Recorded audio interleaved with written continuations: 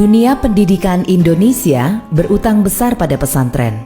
Sebab jauh sebelum ada sistem pendidikan formal yang sekarang kita kenal, pesantren telah menjadi lembaga pendidikan yang diterapkan luas di Indonesia. Pada umumnya, pesantren berawal dan berpusat pada sosok kiai yang memiliki ilmu untuk dibagi.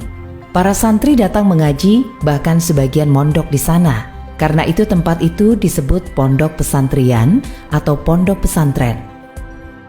Dulu di pesantren para santri hanya belajar ilmu-ilmu agama seperti tafsir, hadis, fikih, nahwu syorof, dan lain-lain. Tapi kini pesantren pada umumnya telah menerapkan program terpadu pendidikan agama dan umum seperti sains, sosial, hingga ilmu kejuruan. Maka tak heran jika kini lulusan pesantren memiliki kesempatan yang sama dengan sekolah umum. Banyak lulusan pesantren yang kuliah di perguruan tinggi umum seperti ITB, UI, UGM, dan lain-lain. Lulusan pesantren selain tersebar di Mesir, Timur Tengah, juga tak sedikit yang kuliah di Eropa dan Amerika. Alumni pesantren bukan hanya jadi dai dan ulama, tak sedikit yang menjadi pengusaha, pejabat, bahkan presiden. Metode pembelajaran pesantren awalnya bersifat personal dan informal yang disebut dengan sorogan.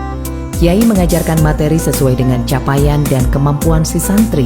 Tapi kini, pada umumnya, pesantren telah menerapkan metode pengajaran klasikal seperti sekolah pada umumnya. Sekolah asrama atau boarding school memang bukan hanya milik pesantren, tapi konsep mondok di pesantren sangat khas. Bukan hanya melatih kemandirian, tapi juga melatih kedisiplinan ibadah ritual dan pembentukan spiritual. Pendidikan karakter yang sekarang menjadi tema sentral dalam pendidikan modern telah menjadi inti pendidikan pesantren selama berabad-abad. Adab sebelum ilmu, character before knowledge adalah prinsip pendidikan pesantren. Bukan hal yang aneh jika seorang santri harus berkhidmat kepada kiai selama bertahun-tahun tanpa diajarkan satu kitab pun.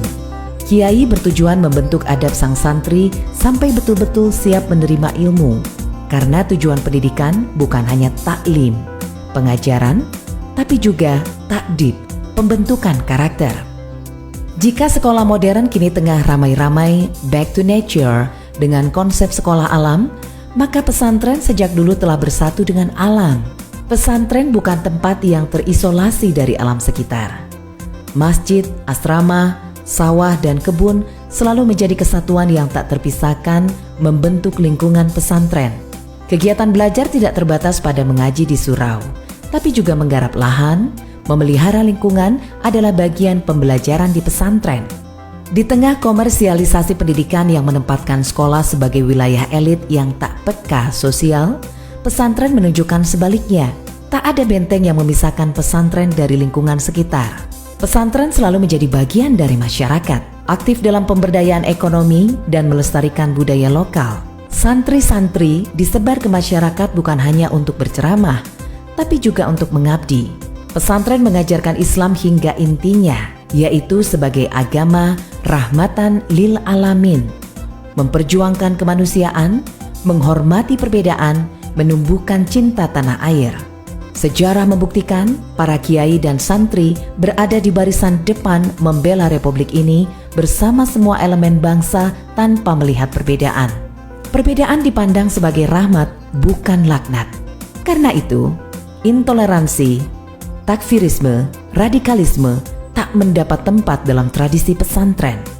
Pesantren bukan hanya sebuah lembaga pendidikan, tapi juga tempat merawat kekayaan budaya bangsa. Tak berlebihan jika Martin van Bruynesen menyebut pesantren sebagai one of Indonesia's great tradition.